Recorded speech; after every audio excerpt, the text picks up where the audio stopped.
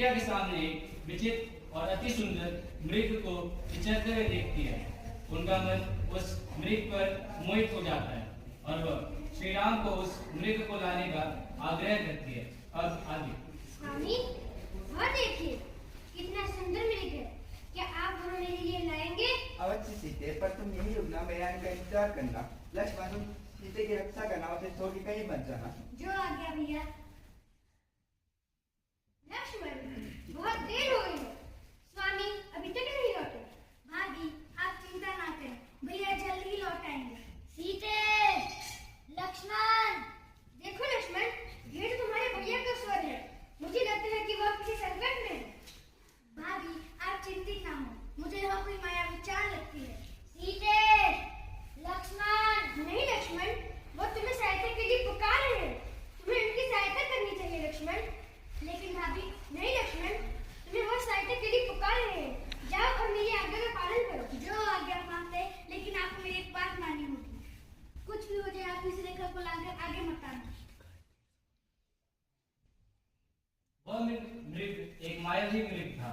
यह लंकापति रावण की चाल थी। रावण ये सब देख रहा होता है और लक्ष्मण के कुटिया से जाते ही रावण साधु के वेश में कुटिया में आ जाता है। भिक्षाम देहि, भिक्षाम देहि। प्रणाम मुनिवर, मैं आपकी क्या सहायता कर सकती हूँ? देवी, हम भिक्षुक हैं। अगर आपके पास भिक्षा है तो हमें दे दो। अवश्य मुनिवर, हम अभी लाते हैं।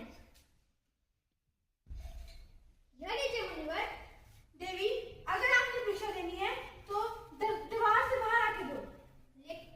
क्षमा कीजिए मुनिवर, मैं इस रेखा को लांघकर नहीं आ सकती। देवी, हम द्वार पर भिक्षा नहीं लेते। अगर आपने भिक्षा देनी है तो द्वार से बाहर आकर दो, वरना ये साधु का अपमान होगा। रुके रुके मुनिवर, हम बाहर आते हैं। यह लीजिए मुनिवर। तुम कौन हो? हम लंकापति रावण हैं, हम तुम्हें नहीं लाएंगे।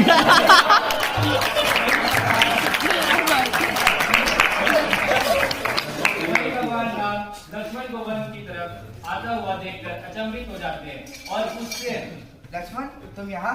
जी भैया, मुझे भाभी ने अपनी सौगंध दी कि मैं आपकी सहायता करने आऊँ। नहीं लक्ष्मण, तुम्हें सीते को तो छोड़ के नहीं आना चाहिए था। शायद वो किसी संकट में हुई, हमें स्वयं उसे बचाना होगा। चलो। भगवान श्री राम और लक्ष्मण माता सीता को कुटिया में ना पाकर बहुत दुखी हो जाते हैं और वन में माता सीता को ढूंढने चले जाते हैं। सीते, भाभी, सीते।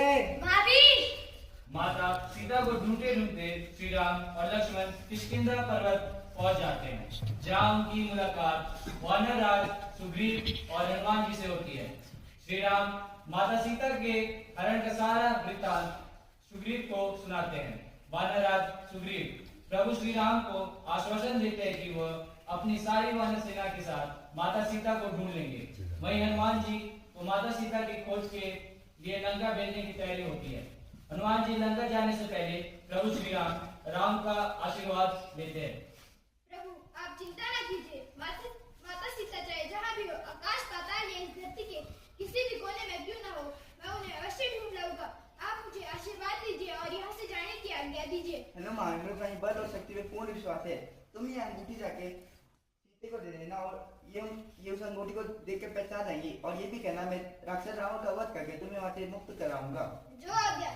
जय श्री राम, जय श्री। अगला दृश्य लंका में। लंका पहुंचते ही हनुमान जी लंका में माता सीता को ढूंढते ढूंढते अशोक वाटिका में पहुंच जाते हैं। माता सीता को देखकर हनुमान जी बहुत भावुक हो जाते हैं और उस वृक्ष पर चढ़ जाते हैं जिस वृक्ष के नीचे माता सीता निवास कर रही थी और प्रभु श्री राम की दी हुई अंगूठी माता सीता के सामने गिरा देते हैं। माता सीता अंगूठी देखकर भावुक हो जाती है